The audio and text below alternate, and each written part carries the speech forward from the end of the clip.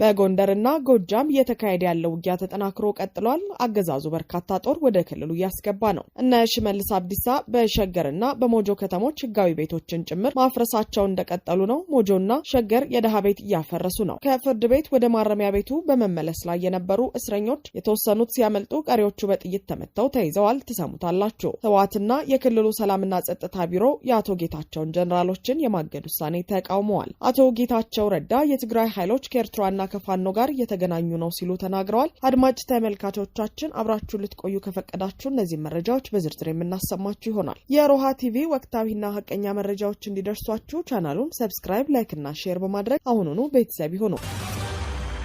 በጎንደርና ጎጃም እየተካሄደ ያለው ውጊያ ተጠናክሮ እንደቀጠለ ነው። የአማራ ፋኖ አንድነት በጎንደር ጎንደሬ በጋሻው ክፍለ ጦር በምዕራብ በለሳ ወራህላ ከተማ ዙሪያ ልዩ ቦታው ፈንጣ ሐዋርያት ከሚባል ቦታ ትናንት መጋቢት 1 2017 ዓ.ም ከጧቱ 4 ሰዓት ጀምሮ የብልጽግናን ጥምር ወንበር አስጠባቂ ኃይል ማለትም መከላከያ፣ አድማ ብተናና ሚሊሻን በደፈጣ ውጊያ መጥተዋል። ጎንደሬ በጋሻው ክፍለ ጦር በለሳን ሙሉ ለሙሉ ካገዛዙ ለማጽዳት ዘመቻ ከጀመረበት የካቲት 20 ጀምሮ ገጠሮችን ሙሉ ሙሉ ያስለቀቀ ሲሆን አገዛዙም በአርባያ ከተማና በመኪና መንገድ ብቻ ተወስኖ እንዲቀመጥ ሆኗል ሲል የክፍለ ጦሩ ህዝብ ግንኙነት መምሪያ ኃላፊ ፋኖ ታድሎ ደሴ ተናግሯል። የአገዛዙ ኃይሎች በማንኛውም ሰዓትና ሁኔታ ቀንም ሆነ ሌሊት ከጎንደሬ በጋሻው ክፍለ ጦር የሚገጥመንን እርምጃ አናውቅም በማለት እንቅስቃሴያቸውን ሁሉ በዙ 23 የታጀበ አድርገዋል ብለዋል። ጎንደሬ በጋሻው ክፍለ ጦር ሰሞኑን ለበለሳ ከመከላከያ ከአድማ ብተና እንዲሁም የተለያዩ ወታደራዊ ስልጠና ወስደው ከአገዛዙ በግፍ የተባረሩ በርካታ አዲስ ኃይሎች ወደ ክፍለ ጦሩ እየተቀላቀሉ መሆኑንም አሳውቀዋል። የበለሳ ህዝብ ከጎንደሬ በጋሻው ክፍለ ጦር ጎን በመሆን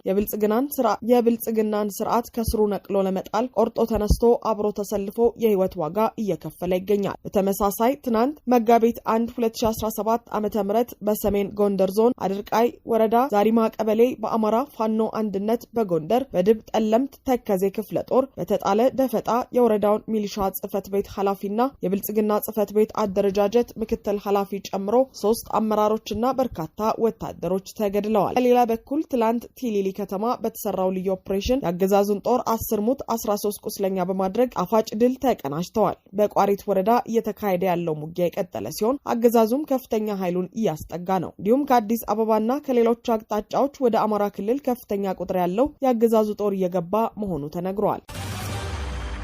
እነ ሽመልስ አብዲሳ በሸገርና በሞጆ ከተሞች ህጋዊ ቤቶችን ጭምር ማፍረሳቸውን እንደቀጠሉ ነው። የሸገር ከተማ አስተዳደር በባለፈው ጊዜ ሁሉም የማይመጥኑ ቤቶች ይፈርሳሉ ባለው መሰረት የደሃ ቤቶችን ማፍረስ ጀምሯል። ደሃን የሚጸየፈውና ከተሜን የሚያሳድደው የብልጽግናው አገዛዝ በየአቅጣጫው የዜጎችን ቤት ማፍረስ ዋነኛ ስራው አድርጎታል። ከዚህ ቀደም ቤታቸውን ያፈረሰባቸውን ሰዎች ህጋዊ ደሃ አድርገናቸዋል ያለው የሸገር ከተማ አስተዳደር ለገጣፎ ከአባ ኪሮስ 3 ኪሎ ሜትር አካባቢ ወረገኑ ገዋሳ የሚባል ሰፈር በመደዳው ለማፍረስ ቄሮችን አሰማርቶ ቀለም እየቀባ ነው። ነዋሪዎችም ከከተማ ሸሽተን ኪራይ ይቀንሳል በሚል ነበር እየገባ ነው። የቤት ባለቤቶችም ጥሪታችንን አራክፈን ነበር የገዛ ነው። ከዚህ በኋላ ከሀገራችን የት እንሂድ ሲሉ ይጠይቃሉ። በተመሳሳይ በሞጆ ከተማ ጨረቃ ቤት በማለት በአንድ ቀበሌ ብቻ ከ400 በላይ የሚሆኑ ቤቶችን ለማፍረስ የቀበሌ አመራሮች ቀይ ቀለም እየቀቡ እንደሚገኙ እየተገለጸ ነው። ነገር ግን እነዚህ ቤቶች ከአዋጅ በፊት የተነሱ ማለትም 2004 እና ከዛ በኋላ ሲሆኑ ካርታ ወጥቶላቸው ህጋዊ ይሁኑ የተባሉ ነበሩ። ሂደቱም ተጀምሮ ነበር የሚሉት አስተያየት ሰጪዎች፣ ይሁን እንጂ ከ2005 ወዲህ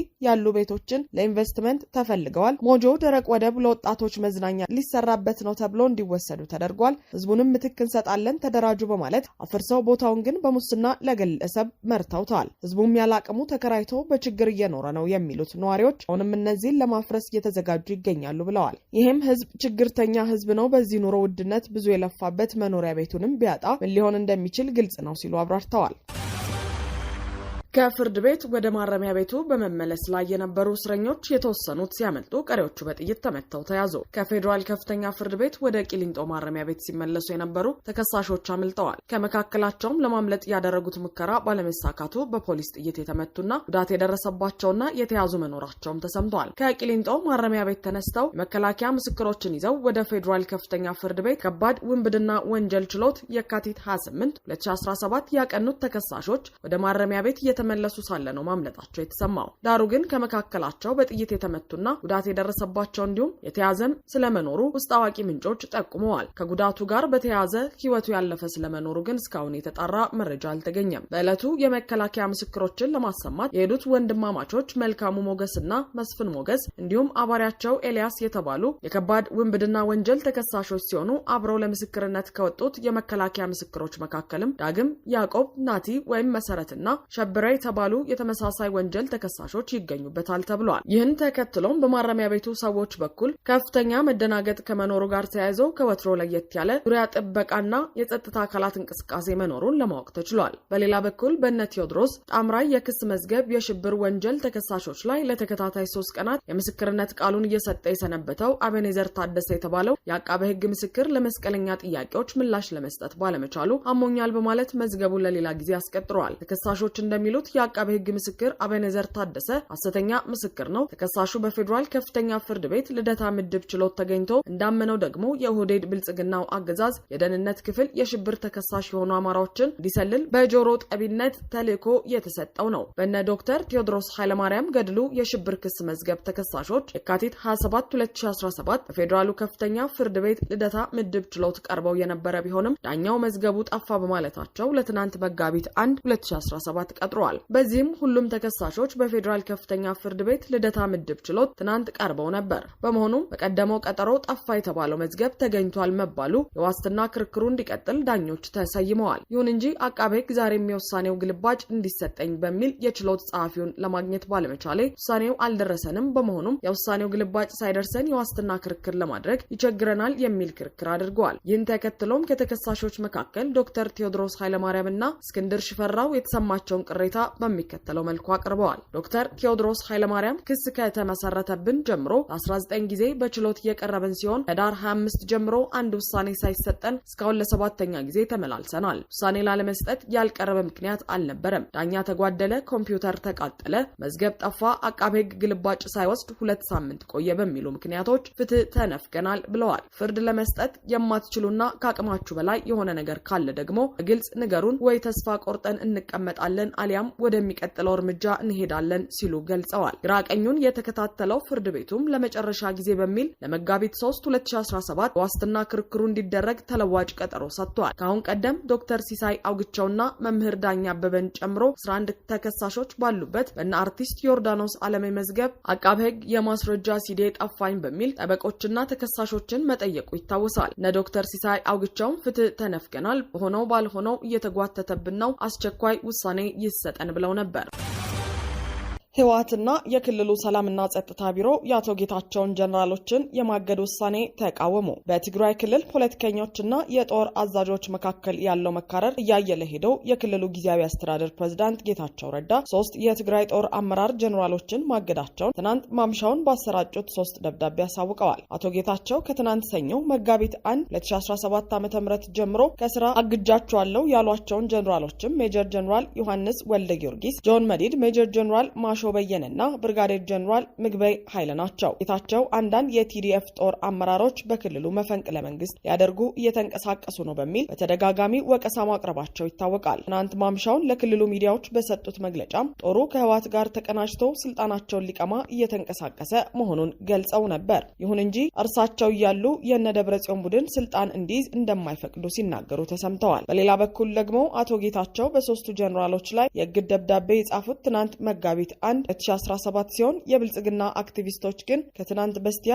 የካቲት 30 አቶ ጌታቸው እነዚሁን ጀነራሎች በደብዳቤ ሊያግዱ እንደሆነ ሲገልጹ ነበር። ይህም አቶ ጌታቸው የእግድ ደብዳቤውን የተቀበሉት ከአብይ አህመድ ነው፣ ተላላኪ ሆነዋል የሚባለውን መረጃ ያረጋግጣል የሚሉ ትችቶች እየተሰነዘሩባቸው ነው። ጀነራሎቹን እግድ በማስመልከት ህወሓት ባወጣው መግለጫ የጊዜያዊ አስተዳደር ፕሬዝዳንቱን ጨምሮ ብሔራዊ ክህደት የፈጸሙና እየፈጸሙ ነው ያላቸውን አመራሮችን አባረሬ በጊዜያዊ አስተዳደር ውስጥ ውስጥ ያላቸውን ውክልና አነሳም የቀድሞው ፕሬዝዳንት ሲል የጠራቸውን አቶ ጌታቸው ረዳና ሌሎች የቡድኑ አባላት ከህግና ስርዓት ውጪ ጸረ ህዝብ ተግባራቸውን ቀጥለዋል ብሏል። በመግለጫው የህዝባችንን አንድነት በማደፍረስ የትግራይን ሁለንተናዊ አቅም በማዳከም ብሔራዊ ክደት እየፈጸመ ያለው የቀድሞ ጊዜያዊ አስተዳደር ፕሬዝዳንት በትግራይ ህዝብ ላይ የታወጀውን የዘር ማጥፋት ለመፋለም የተደራጀውን የትግራይ ሰራዊት ለመበተን ድርጊቱን አጠናክሮ ቀጥሏል ሲልም አክሏል። የቀድሞ ፕሬዝዳንት አቶ ጌታቸው ረዳ ከስልጣናቸውና ከኃላፊነታቸው ውጪ የትግራይ ጦር ግንባር አመራሮችን አግደዋል ሲል ክስ አቅርበዋል። ይህ እገዳ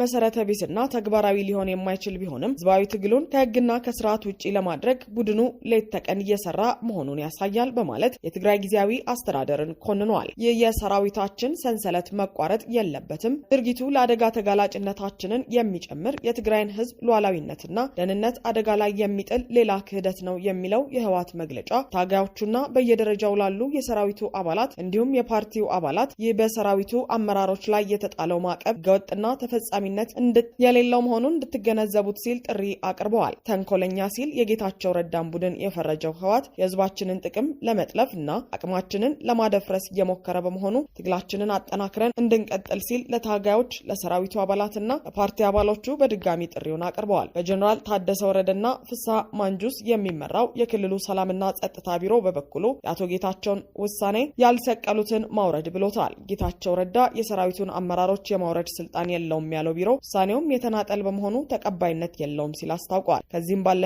ስልጣንን ተጠቅሞ ወንጀልና ወንጀለኞችን የመከላከልና የመቆጣጠር ሂደቱን የሚያደናቅፍ በመሆኑ ሊታረም ይገባዋል ብለዋል። ህግና ህገ መንግስትን የማስከበር ሂደቱ ግን ተጠናክሮ ይቀጥላል ሲል አብራርተዋል።